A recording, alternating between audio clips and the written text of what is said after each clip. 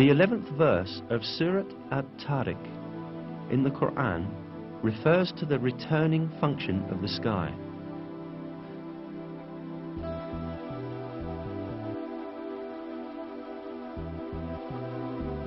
By heaven with its cyclical systems.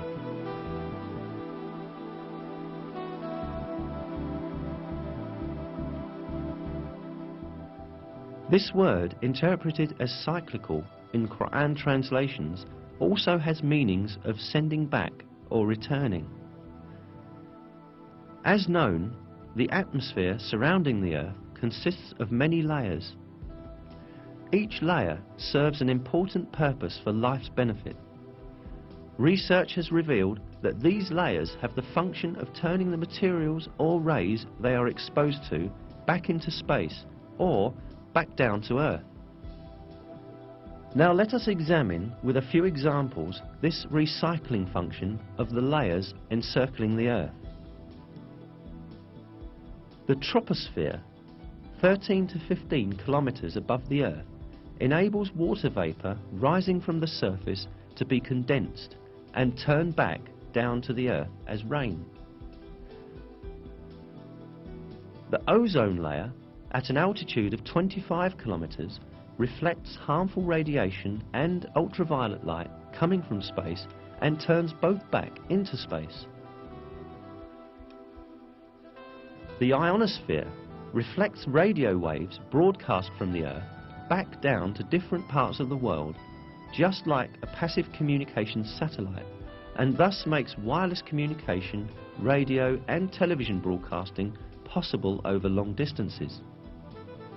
The fact that this property of the sky's layers, which could only be scientifically discovered recently, was declared centuries ago in the Quran, once again demonstrates that the Quran is the Word of God.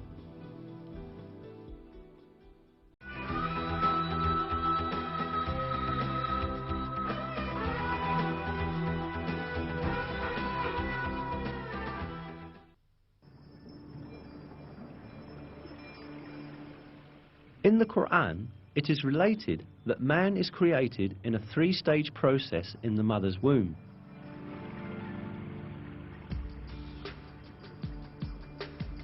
He creates you stage by stage in your mother's wombs in a threefold darkness. That is God, your Lord. Sovereignty is His. There is no God but Him. So what has made you deviate?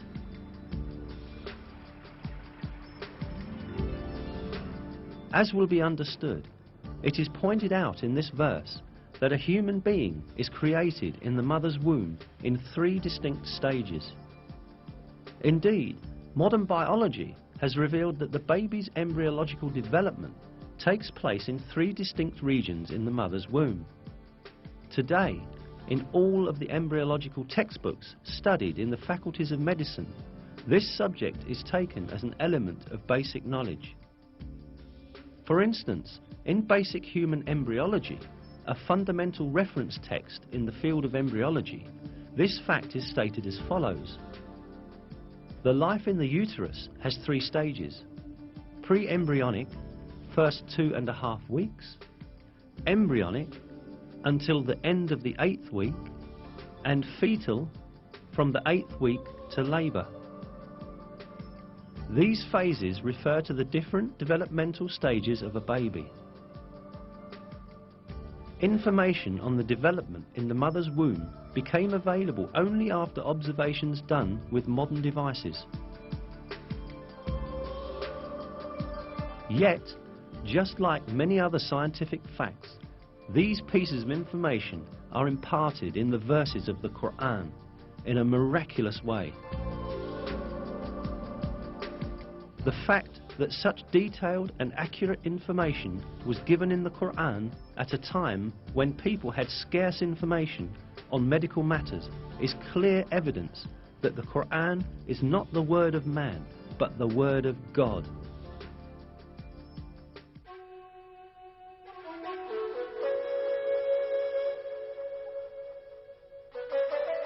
Another miraculous aspect of the Quran is that it revealed beforehand a number of important events that would occur in the future. The 27th verse of Surat Al-Fath, for example, gave the believers glad tidings that they would conquer Mecca, which was then under the occupation of pagans.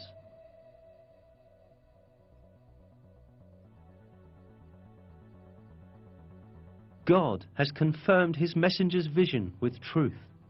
You will enter the Masjid al-Haram in safety, God willing, shaving your heads and cutting your hair without any fear. He knew what you did not know and ordained, in place of this, an imminent victory.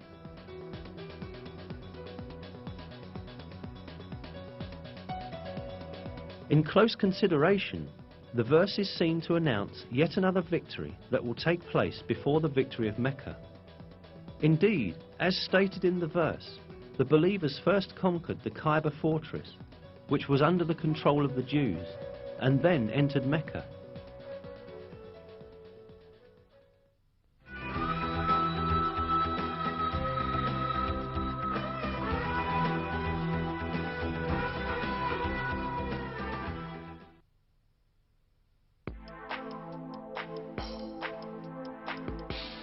Another piece of news that the Quran gives about the future is found in the first verses of Surat Al-Rum.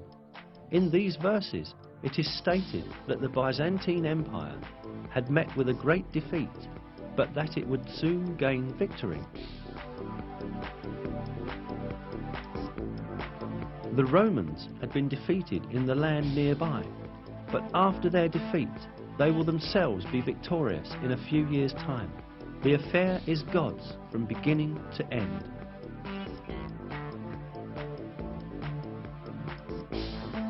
These verses were revealed around 620 CE, almost 7 years after the severe defeat of Christian Byzantium at the hands of the Persians, when the Byzantines lost Jerusalem.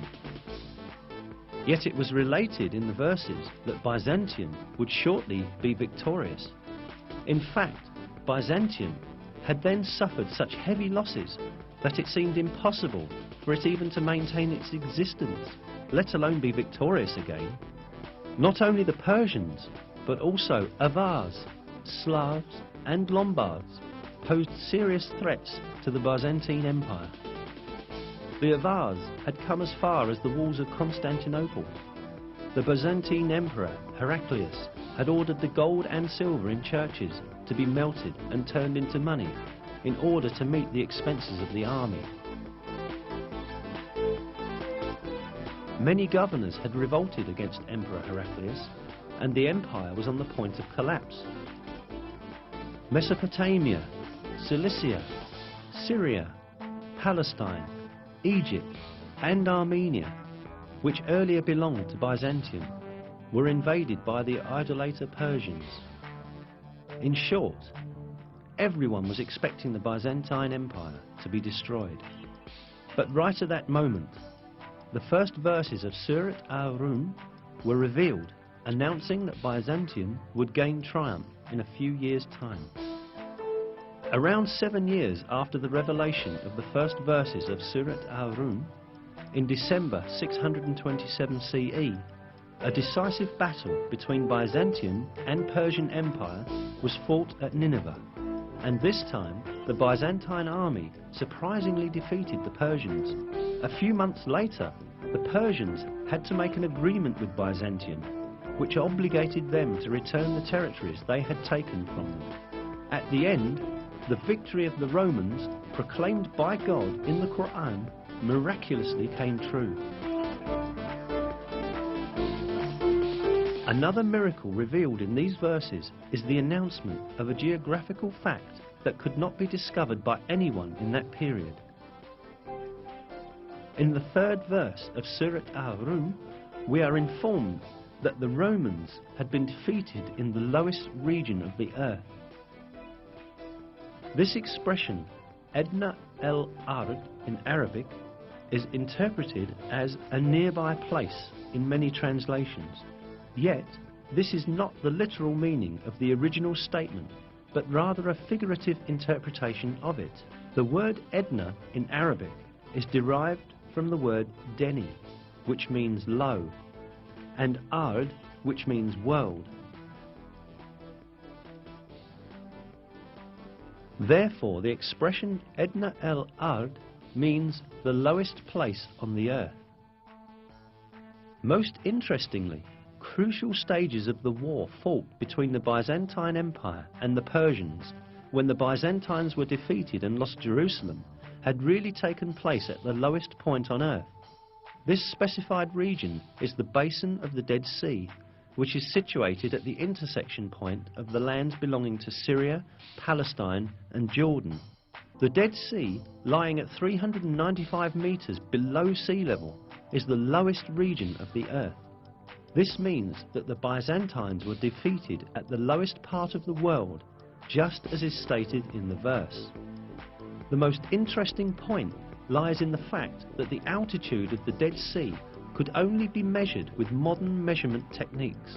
Before that, it was impossible for anyone to know that it was the lowest region on the surface of the earth. Yet, this region was stated to be the lowest point on the earth in the Quran. Hence, this provides another evidence that the Quran is divine revelation.